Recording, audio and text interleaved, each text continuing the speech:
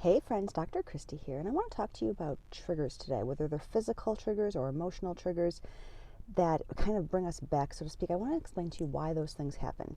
So let's go back to the old researchers. Most of us have heard of the Pavlov's dog experiment way back in the day. If you haven't heard of this, let me remind you.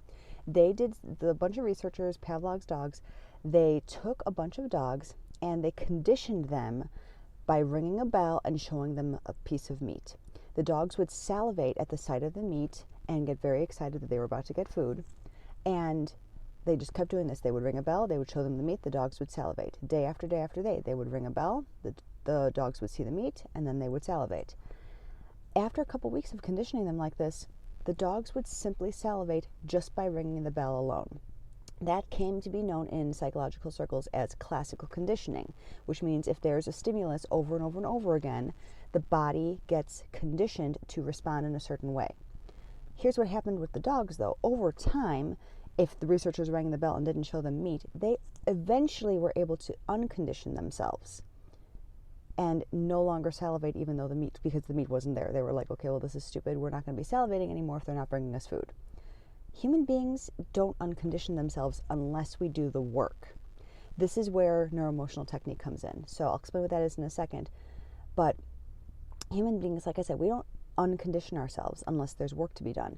So when we have an event today, let's say when you go to work and your boss says something or does something that makes you feel small or makes you feel unheard or unseen or frustrated in some capacity. If that triggers you, if you're conditioned based on that, based on your boss's response or based on your boss's language or something, and that triggers you back to when your dad or your parent or a different teacher or something, back when you were 6, did the exact same thing, you come back and you're now going to be responding from that 6-year-old self in this interaction with your boss, as opposed to your 30, 40, 50-something-year-old self. So in that same sense, we're conditioned to respond from our childlike selves unless we've done the work to untangle those things so we no longer are triggered in that same way. So this is kind of the neurological basis for why triggers happen, and now what we can do about it. When I do neuroemotional technique in my office, this is part of unpatterning and unlinking these neural connections that have really sealed that conditioning response, essentially. So when you're sitting there with this boss and you're frustrated and you're angry and you're upset and you're going back to your 6-year-old, through that technique, we can actually take it back through your nervous system, allow you to hold different reflex points to access that emotion and that physical connection on a deep level, and have you pass through it so then you can actually respond from your adult self instead of that 6-year-old.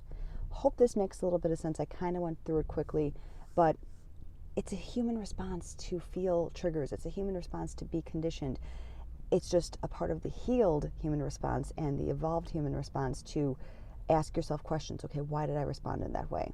It's almost always something that we can look within to determine how we can grow or how we can heal through it. If you want some help with it, drop me a comment below or reach out to me privately. I'm happy to do some work with you if you're interested in getting to the root of where these emotional things come from for you in your past. Hope you have a great day and talk to you soon.